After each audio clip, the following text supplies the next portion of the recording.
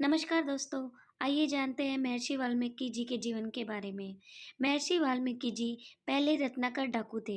दूसरों को लूट लूट के इनका और इनके परिवार का भरण पोषण होता था। अनेक लोगों को मारा, अनेक लोगों को लूटा कि कोई गिनती ही नहीं है। लेकिन जब भगवान की कृपा होती है तो संत जरूर मिलते हैं।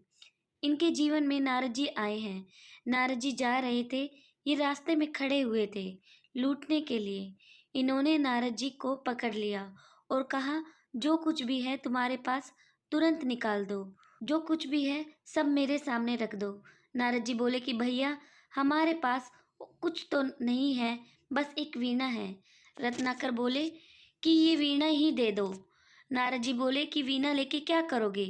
रत्नाकर बोला कि मेरा स्वभाव है, जिसे पकड़ता हूँ कुछ ना कुछ जरूर लूटता हूँ। अब और कुछ नहीं है तो वीणा ही दे दो, आपकी वीणा को बाजार में बेच दूंगा। नारद जी बोले कि लूटना है तो असली धन लूटो ना, जो कोई किसी से छीन नहीं सकता है। रत्नाकर बोले कि ऐसा कौन सा धन है? नारद जी बोले, वो धन है परमात्मा का नाम, नाम रूपी धन है। मेरे से तो तू नाम ले ले, क्योंकि जिसके पास ये धन आ गया उसे फिर कुछ नहीं चाहिए। वाल्मीकि जी बोले कि मुझे नाम वाम नहीं चाहिए, तुम वीणा दो। गुरुदेव कहते हैं कि जितना आपके जीवन में पाप बढ़ेंगे उतना तो हमारी बुद्धि जरूर खराब होती है। आपको किसी संत महात्मा की अच्छी बात भी बुरी लगने लगती है, हमारी बुद्धि विनष्ट हो जाती है। नारद जी ने अच्छी बात कही, लेकिन वाल्मीकि जी को वो भी बुरी लगी। नारद जी बोले कि बेटा, मैं बस तुझसे इतना जानना चाहता हूँ कि तू ये पाप क्यों कर रहा है? क्या सिर्फ अपने लिए कर रहा है?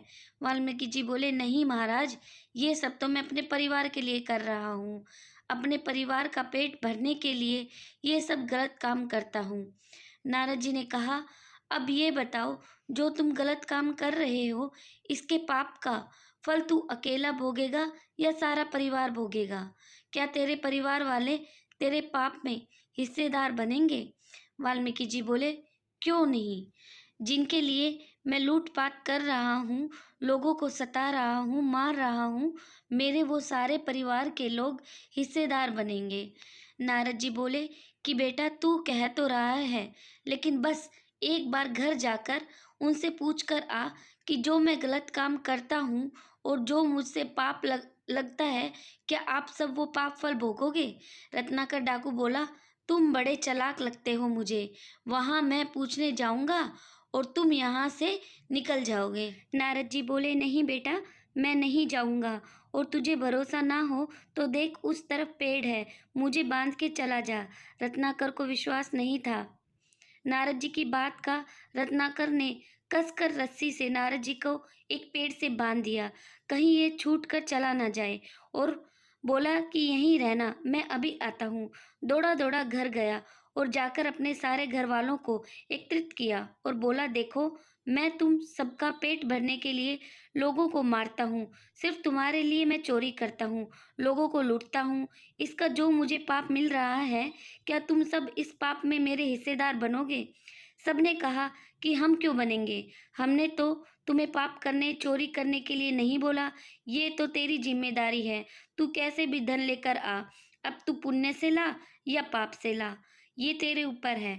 बस ये सुनते ही डाकू की आंखों में आज पहली बार आंसू आ गए। अरे, मैं तो ये सब अपने परिवार के लिए कर रहा हूँ, लेकिन मेरे परिवार वाले मेरा ही साथ देने को तैयार नहीं है। उस डाकू की आज आंखें खुल गई हैं, दौड़कर नारद जी के चरणों में गिर गए हैं और क्षमा मांगी। कहते हैं कि अब मुझे नाम रूपी धन ही कमाना है और कोई दौलत नहीं चाहिए, आप कृपा कीजिए।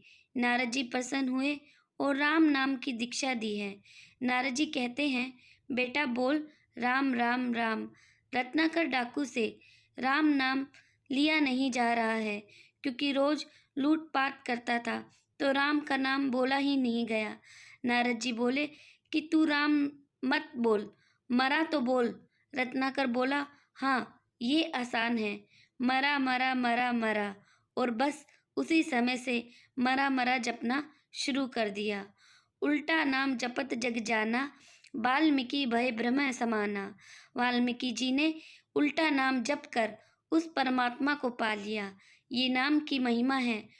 और रत्नाकर डाकू से महर्षि वाल्मीकि जी बन गए और आदि काव्य लिख दिया।